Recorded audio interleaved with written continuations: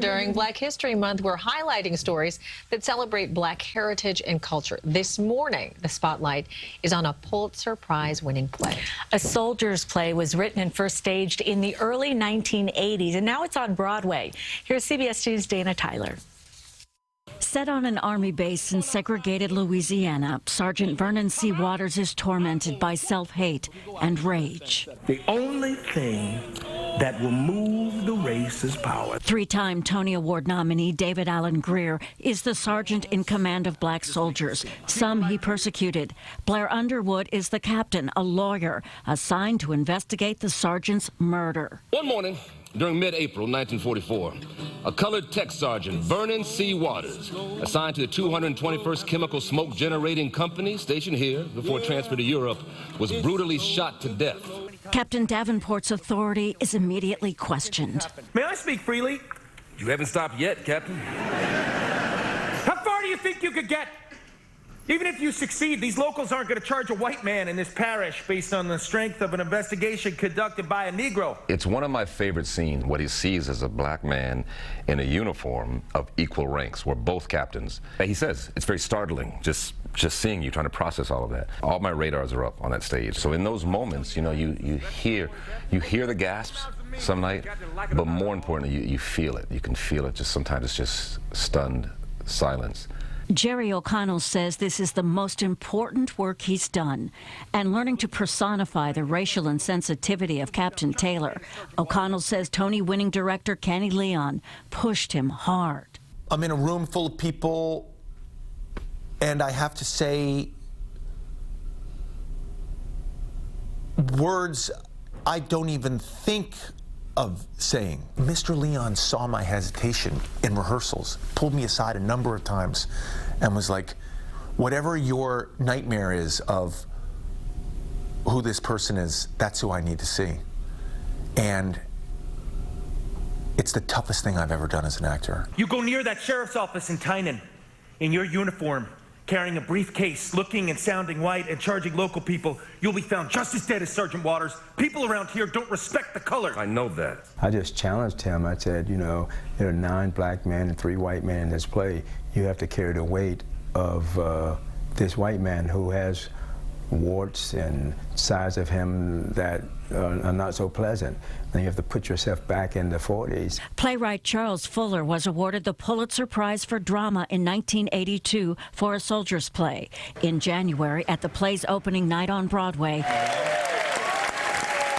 he was applauded at the curtain call, along with Douglas Turner Ward, a co-founder of the Negro Ensemble Company, which in 1981 was the first to stage a soldier's play. It starred Adolph Caesar and a young Denzel Washington and Samuel L. Jackson, who embodied roles familiar to the playwright. Humans are, if anything, not perfect. And so, having been in the Army, with a lot of nuts and great guys, I met all sorts of people that could always look back to find a character that I needed in a story. The 1984 film A Soldier's Story was nominated for 3 Oscars, including Best Picture. Our motto is, anything you don't want to do, the colored troops will do for you. The murder mystery exposes the disrespect black soldiers endured from whites and each other. Time to teach you a lesson. Why don't you drop dead, Sarge? No, I'm gonna drop you. And the ingratitude they faced. If you're willing to die for your country should be able to at least look at you and say thank you. Blair Underwood believes that to his core. On social media, he shares his thank yous to his father for protecting and serving their family and our country. Retired Army Colonel Frank Underwood Sr. served 28 years. The proud pair shared a salute on opening night. The actor says the humanity of his role resonates with him on every level. Present day, as a black man, when I'm stopped by the cops, like 2 months ago, and I have to bite my tongue. No, in Los Angeles. I have to bite my tongue because there's no reason for you to stop me. And what I really want to say, I can't say. So I feel that. I understand that. and what that must have been like in 1944 as a man who's worked to the rank of a captain in the United States Army, to always be questioned. A Soldier's Play is recommended for children 13 and up. Jerry O'Connell and his wife, actress Rebecca Romaine, have twin daughters in the 5th grade. So this is something they would or would not see? This is something they've seen. My kids are 11. I wanted them to see this. We're very open in our household, and we encourage the conversation. The sounds of despair and hope.